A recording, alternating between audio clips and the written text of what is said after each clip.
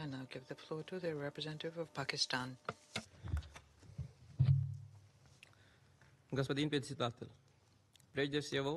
Mr. President, first of all, I would like to congratulate the Russian Federation on assuming the presidency of the Security Council in the month of October. I take this opportunity so as to assure you, Mr. President, that you have the full support and cooperation of my delegation. Appreciate the excellent manner in which Republic of Korea steered the work of this council last month. We congratulate ASG Miroslav Jancha on his appointment as SRISG for Colombia and the head of UN verification mission in the country, and thank him for his informative briefing. We commend the UN verification mission's efforts to assist the Colombian government in the implementation of the peace plan. We welcome the permanent representative of Colombia to this meeting.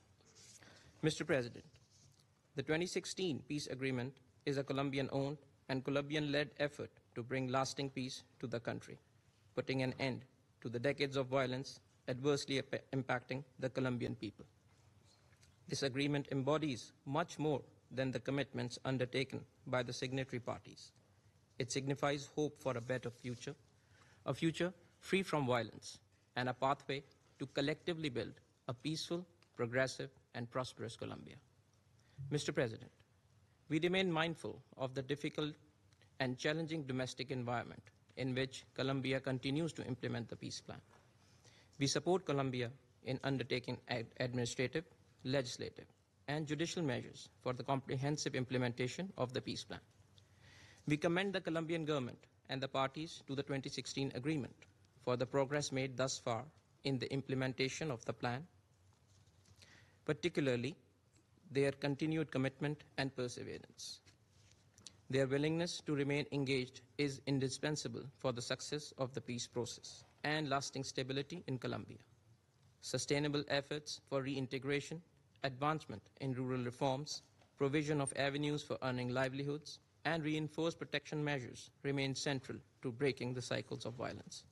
Mr. President, security challenges in certain regions is a matter of concern and threaten to upend the gains and reverse the progress made thus far. Humanitarian consequences from the continued violence in certain regions are also alarming. Targeted killings of ex-combatants, social leaders, and human rights defenders is deeply disturbing and deplorable. We support Colombian government's efforts to strengthen security measures and extend state control to regions lacking institutional state presence. Senator Miguel Uribe Turbe's assassination is a stark reminder of the security challenges that Colombia faces as it moves closer to the electoral process. We support Colombia in bringing those responsible for this killing to justice. We take particular note of the issuance by SJP of its first restorative sentences. Timely implementation of sentences and conditions to ensure their successful implementation will affirm Colombia's commitment to justice for victims and promote reconciliation. We condemn the attacks carried out against Colombian police and military personnel by the armed groups and urge all armed groups to renounce violence and engage constructively and recommit to dialogue in full respect of national laws. In conclusion, Mr. President, we strongly encourage all parties to sustain the vital momentum for peace, ensuring comprehensive implementation of the peace plan in a sustainable and integrated manner, allowing the promise of peace to become a tangible reality for all Colombians. I thank you. I thank the representative of Pakistan for his statement.